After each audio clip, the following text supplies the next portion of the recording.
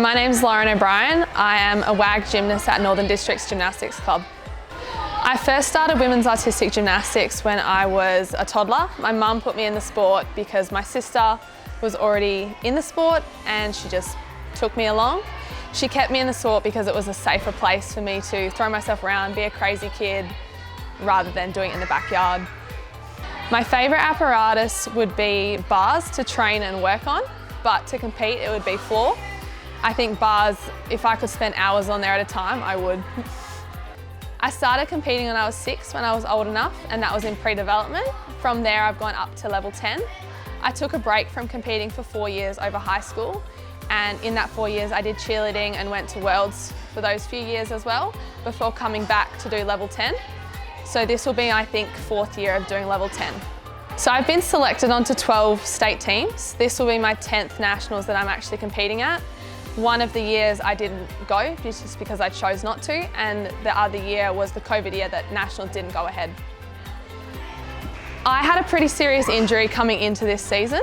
So 4 or 5 months ago, I didn't even know if I was going to compete. So going into nationals this year, to me, it's just looking forward to it. I'm happy that I could make it there and actually qualify. I've made so many friends every year going to nationals as well, so it's a big catch up a lot of the time. So catching up with some friends, just being out there with the WA team will be great. This being my last nationals is pretty exciting.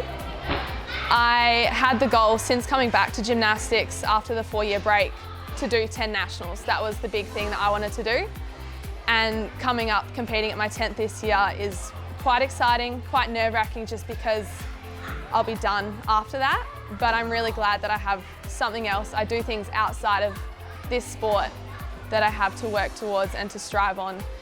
And it's not like I'm done with the sport completely. I'm going to coach, I'm going to judge, I'm still going to be around the gym, so it's not a huge part of my life just going.